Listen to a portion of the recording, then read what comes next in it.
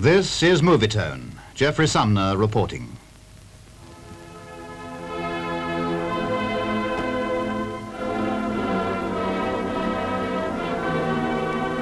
Winston Spencer Churchill is mourned by nation and commonwealth, indeed by everyone throughout the world who has respect for greatness. And history will confirm that Churchill was great. The deepest sympathy is expressed for Lady Churchill in her sorrow and her loss.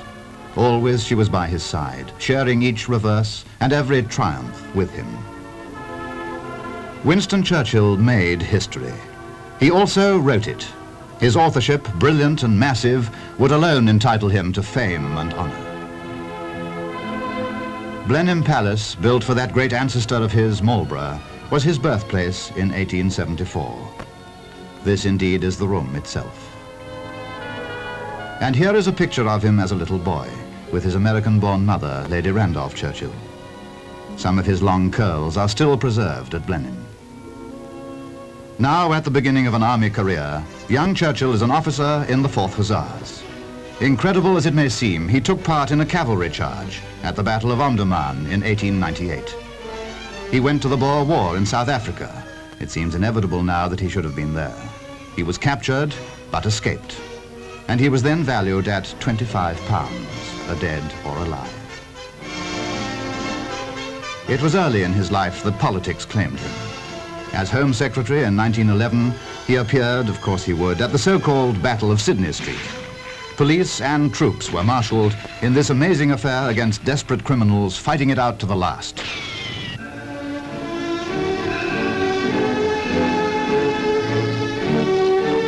Just an incident in Churchill's political career. And what a career. In the course of it, he was President of the Board of Trade, First Lord of the Admiralty, Minister of Munitions and Secretary of State for War, for Air, and for the Colonies, Chancellor of the Exchequer, Prime Minister and Minister of Defense. In World War I, as First Lord, he mobilized the fleet and played an outstanding part in that first great struggle against Germany.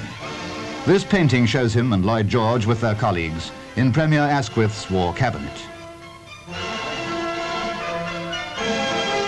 Out of office between the two world wars, Churchill gave many warnings of the gathering storm.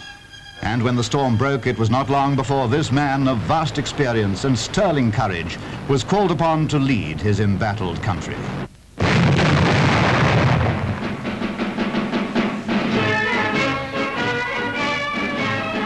His wartime speeches are unforgettable.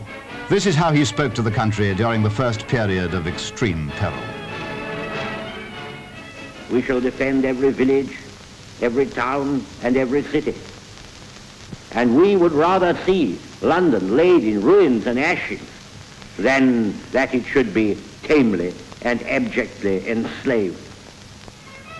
And again, after the fall of France. Let us therefore brace ourselves to our duty, and so bear ourselves that if the British Empire and its commonwealths last for 1,000 years, men will still say, this was their finest hour. The Battle of Britain now, in which the Royal Air Force shattered Hitler's hopes of invasion. Never in the field of human conflict was so much owed by so many to so few.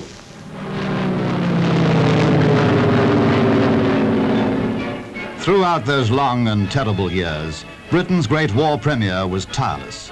Indeed, he worked unceasingly to carry out his declared policy of victory whatever the cost. See how deliverance will come, or when it will come. But nothing is more certain than that every trace of Hitler's footsteps, every stain of his infected and corroding fingers will be sponged and purged, and if need be, blasted from the surface of the earth. The burdens of war leadership were immense. Not the least important of his duties were his journeys to battlefronts and conferences with Allied leaders.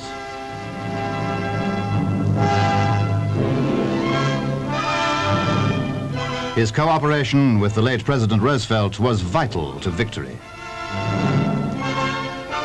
In addition, his own maxim was that anyone who fought against Hitler was a friend.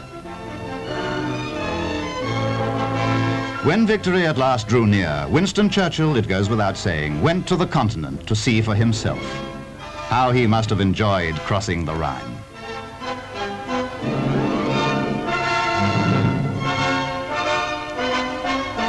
After victory, however, the man who had done so much to achieve it was turned down at the election. Now Churchill took up his pen again, and from it flowed volume after volume of war memoirs, a tremendous record of those fateful years. He took up his brush, and painting as a pastime, he added to the huge collection of his work as an artist. For most men, painting is a total occupation. For Churchill, it was relaxation, something that his nature demanded, adventure. Presently, the country had the chance to choose again. And this time, Churchill and his party were reinstalled after vigorous campaigning by the veteran campaigner. But peace had become a Cold War, and more journeys to conferences were undertaken by Premier Churchill. In Bermuda, for instance, with President Eisenhower, the threat to peace and freedom was insistent.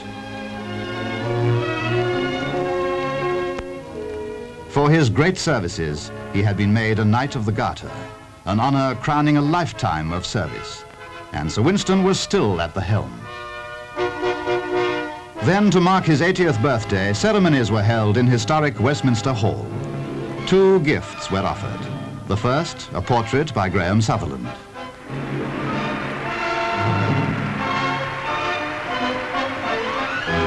The second, an all-party present, was a commemorative book.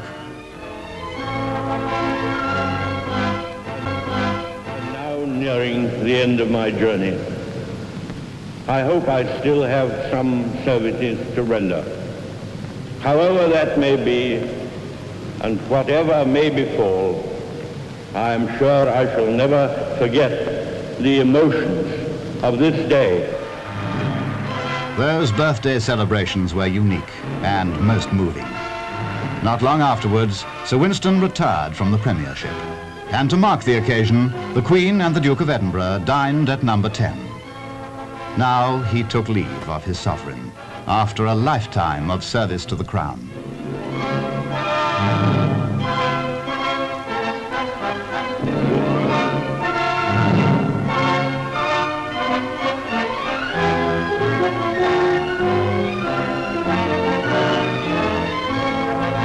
Throughout his long life, Churchill was a servant and a leader of men, wise and valiant.